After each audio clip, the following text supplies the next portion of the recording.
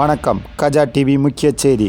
கன்னியாகுமரி மாவட்டத்தில் உள்ள அனைத்து காவல் நிலையங்களிலும் செல்போன் தொலைந்து போனதாக பல்வேறு புகார் மனுக்கள் பெறப்பட்டது.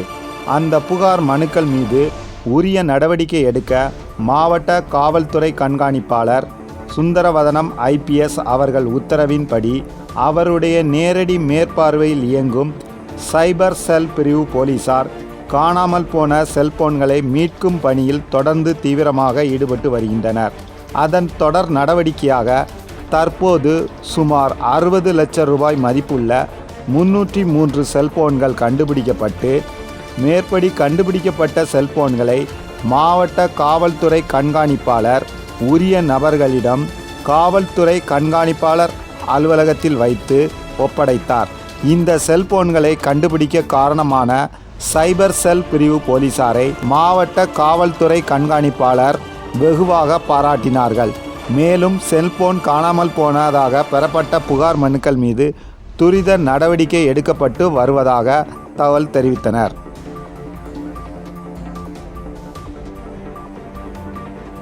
மாவட்ட சைபர் கிரைம் பிரிவு சார்பாக மாவட்டத்தில் இந்த செல்போன் தொலைஞ்சு போச்சு அப்படின்னு கம்ப்ளைண்ட் கொடுத்த காணாமல் போன செல்போன்கள் பற்றிய கம்ப்ளைண்ட் மீது ஆக்ஷன் எடுக்கப்பட்டு சைபர் கிரைம் மூலம் அந்த தொலைந்து போன மொபைல் ஃபோன்ஸை வந்து ட்ரேஸ் பண்ணி ஏற்குரிய 303 மொபைல் ஃபோன்ஸ் 60 லட்சம் மதிப்புள்ள 303 செல்போன்களை இப்போ மீட்டு அதற்கு உரியவர்களிடம் இன்னைக்கு ஒப்படைக்க போகிறோம். ஸோ இந்த செல்போன்ஸ் பார்த்தீங்கன்னா 303 மொபைல் ஃபோன்ஸும் வந்து மாவட்ட சைபர் பிரிவு ரொம்ப நாட்களாக அதை ட்ரேஸ் பண்ணி பல முயற்சிகள் எடுத்து அதை ட்ரேஸ் பண்ணி பல இடங்கள்ல இருந்து அது எங்கே இருக்குன்னா கண்டுபிடிச்சு அதை தவறுதலாக வாங்கியிருக்கிறவங்க கிட்ட இருந்து அதை திருப்பி அதை ஒப்படைக்க சொல்லி ஃபோன் பண்ணி இந்த மாதிரி பல்வேறு முயற்சிகள் எடுத்து இந்த மொபைல் ஃபோன்ஸ் எல்லாம் மீட்கப்பட்டிருக்கு. ஸோ அதை இன்னைக்கு அதற்கு உரியவர்களிடம் ஒப்படைக்க போகிறோம். ஜென்ரலாக மக்களுக்கு சொல்கிற விஷயம் 2 விஷயம். ஒன்று வந்து மொபைல் ஃபோன்ஸை பொறுத்த வரைக்கும் தொலைஞ்சு போச்சு அப்படின்னா இமிடியேட்டாக நீங்கள் மொபைல் ஃபோன்ஸ் வாங்குறீங்க அப்படின்னா அது எங்கேருந்து வாங்குறீங்கன்றது ரொம்ப முக்கியம். பழைய மொபைல் ஃபோனோ இல்லை குறைஞ்ச ரேட்டுக்கு வருதுன்னு சொல்லி தெரியாத ஆட்கள் கிட்ட வாங்குறது அதெல்லாம் பார்த்தீங்கன்னா சம்டைம்ஸ் அது கிரைமில் கூட ஈடுபட்டிருக்கலாம். கிரிமினல்ஸ் கூட அந்த மொபைல் ஃபோனை யூஸ் பண்ணிட்டு அதை சீப் ரேட்டுக்கு கொடுத்துருக்கலாம். ஸோ அந்த மாதிரி நமக்கு சீப்பாக கிடைக்குதுன்னு சொல்லிட்டு தெரியாத ஆட்கள் கிட்ட செகண்ட் ஹேண்ட்லாம் வாங்க வேண்டாம். 2வது, ஒரு மொபைல் வாங்குறீங்க அப்படின்னா இமிடியேட்டாக அதை IMEI நம்பர் நோட் பண்ணி வச்சுக்கணும். ஸோ இன்கேஸ் அது மிஸ் ஆகுது அப்படின்னா அந்த IMEI நம்பர் அந்த அதர் டீட்டெயில்ஸ் கேட்குற டீட்டெயில்ஸ்லாம் கொடுத்தீங்கன்னா அப்படின்னா தான் நம்ம வந்து அதை ப்ராப்பராக ட்ரேஸ் பண்ண முடியும். அதே மாதிரி மொபைல் ஃபோன்ஸை பொறுத்த வரைக்கும் நீங்கள் ஒரு மொபைல் வாங்குறீங்க அப்படின்னா அதில் IMEI நம்பர்லாம் கரெக்டாக இருக்கான்னு செக் பண்ணிக்கோங்க. சம்டைம்ஸ் அதை ட்ராக் பண்ணுவாங்க. ஸோ கிரிமினல்ஸ் வந்து வேறு இடத்துல திருடி யூஸ் பண்ணுறாங்க அப்படின்னா அது ட்ராக் பண்ண கூட வாய்ப்பு இருக்குது. அதனால இதெல்லாம் ப்ராப்பராக செக் பண்ணுங்கள் செகண்ட் ஹேண்டில் வாங்கும்போது. ஃபர்ஸ்ட் ஹேண்டில் வாங்குறீங்கன்னா பிரச்சனை இருக்காது, உங்களுக்கு தேவையான பில் அது எல்லாமே இருக்கும், நம்பகமான இடத்துல வாங்குவீங்க. செகண்ட் ஹேண்டில் தெரியாதவங்க கிட்ட எதுவும் வாங்க வேண்டாம். கிரிமினல்ஸ் கிட்ட இருந்து சம்டைம்ஸ் அது கை மாறி வரும்போது நீங்களும் அதில் பிரச்சனையில் மாற்ற மாதிரி இருக்கும். அது ஒரு பக்கம். இன்னொரு பக்கம் வந்து சைபர் கிரைம்ஸ். செல்ஃபோனில் இப்போ நம்ம நிறைய ஆப்ஸ் எல்லாம் இன்ஸ்டால் பண்ணுறோம். இப்போ சைபர் கிரைமை பொறுத்த வரைக்கும் பார்த்தீங்கன்னா தினம் வந்து உருமாறிட்டே தான் இருக்கும். இன்னைக்கு பார்த்தீங்கன்னா ஒரு புது வகையான சைபர் கிரைம் வந்துருக்கும். இந்த OTP ஃப்ராட்லாம் சொல்லுவாங்க. OTP வந்திருக்கு உங்கள் நம்பருக்கு, ஸோ அதில் OTP கொடுத்தீங்கன்னா உங்கள் ATM ஆக்டிவேட் பண்ணுவோம் அப்படிலாம் சொல்லுவாங்க. அதெல்லாம் வந்து பார்த்தீங்கன்னா ரொம்ப வருஷத்துக்கு முன்னாடி அதை இன்னும் ஃபாலோ பண்ணிட்டு வராங்க. பட் அதையும் தாண்டி ரொம்ப அட்வான்ஸ்டாக இன்னைக்கு தினம் வந்துட்டு இருக்கு. ஸோ அதில் நம்ம வந்து பாதுகாக்கணும்னா நம்ம ரொம்ப கேர்ஃபுல்லாக இருக்கணும். தெரியாத வெப்சைட்டில் தேவையில்ல நம்ம பர்சனல் டீட்டெயில்ஸ் யாருக்குமே வெப்சைட்டில் கொடுக்கக்கூடாது, ஃபோனில் சொல்லக்கூடாது, OTP எக்காரணத்தை கூட ஷேர் பண்ணக்கூடாது. நம்ம என்ன ஆக்ஷன் எடுக்கிறோம், என்ன வெப்சைட்குள்ளே போகிறோன்றதுல நம்ம கரெக்டாக ஃபார் எக்ஸாம்பிள் SBI வெப்சைட்குள்ளே போகிறீங்க அப்படின்னா அது கரெக்டாக அந்த வெப்சைட் தானே தெரிஞ்சுக்கோங்க. தெரியாத ஆப்ஸை இன்ஸ்டால் பண்ணாதீங்க. யாரோ லிங்க் ஃபார்வர்ட் பண்ணாங்கன்னு சொல்லி அதை இன்ஸ்டால் பண்ண வேண்டாம். அதே மாதிரி குறைந்த இந்த டெபாசிட் பண்ணிங்கன்னா வந்து உங்களுக்கு டபுள் மடங்கு அமௌண்ட் தருவோம், அல்லது வந்து கிளிக் பண்ணிங்கன்னா உங்களுக்கு வந்து அதுக்கான அமௌண்ட் தருவோம். அந்த மாதிரி உங்களை ஆசையை தூண்டுற மாதிரியான அட்வர்டைஸ்மெண்ட்ஸ்லாம் கொடுத்து ஆப்பை இன்ஸ்டால் பண்ண வைப்பாங்க. குறைந்த அதாவது உடனே கடன் தருவோம் அந்த மாதிரிலாம் சொல்லி உங்களை ஆப்பை இன்ஸ்டால் பண்ண வைப்பாங்க. இன்ஸ்டால் பண்ண உடனே உங்களுக்கு முதல்ல என்ன நடக்கும்னா உங்களோட டீட்டெயில்ஸ்லாம் எடுத்துருவாங்க. உங்களோட ஃபேஸ்புக் டீட்டெயில் மொத்தமாக ப்ரொஃபைல் எல்லாத்தையும் உங்கள் பர்சனல் ஃபோட்டோலேருந்து எல்லாம் எடுத்துருவாங்க. அதை வைத்து வந்து அதை தவறாக பயன்படுத்துவாங்க பின்னாடி.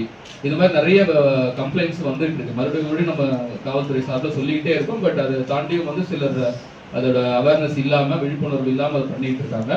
ஸோ நம்ம இந்த சைபர் கிரைமை பொறுத்த வரைக்கும் ஒரே ஃபர்ஸ்ட் விஷயம் வந்து நம்ம அதில் மாட்டாமல் இருக்கணும், நம்ம விழிப்போடு இருக்கணும்.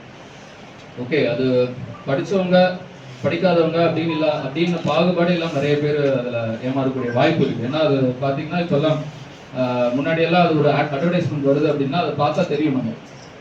ஓகே, அதில் இங்கிலீஷ் தவறுகள் நிறைய விஷயம் பார்த்தாலே இது வந்து ஒரு ஃபேக் அட்வர்டைஸ்மெண்ட் அப்படின்னு தெரிஞ்சு, ஒரு ஃப்ராடுலண்ட் அட்வர்டைஸ்மெண்ட். இப்போ அதெல்லாம் பார்த்து அதெல்லாம் இன்னும் அவங்கள எவால்வ் ஆகிட்டு வரும்.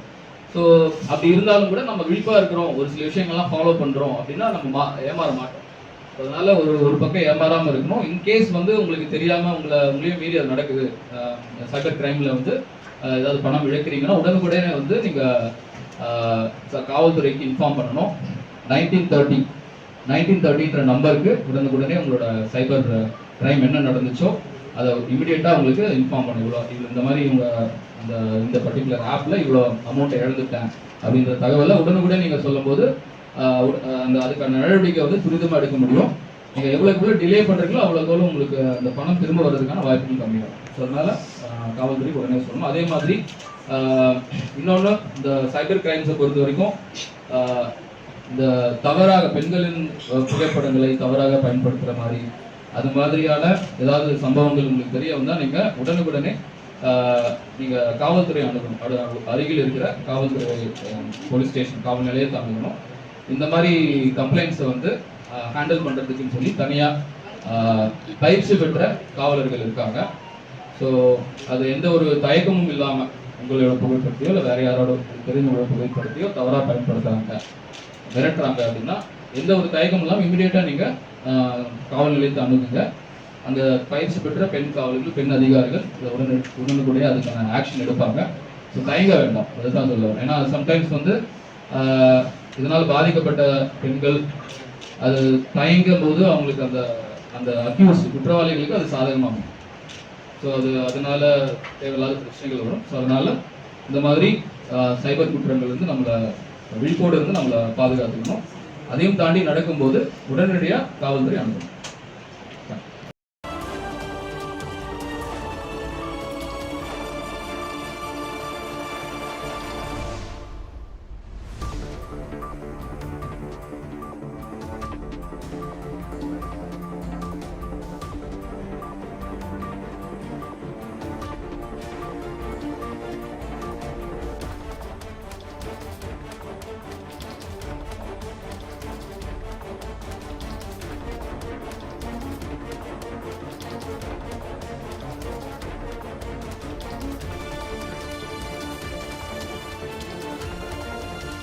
மக்கள் நலனுக்காக சேவையாற்றி வரும் கஜா டிவி தொடர்ந்து சேவையாற்ற லேப்டாப், மடிக்கணினி நன்கொடையாக வழங்கலாம்.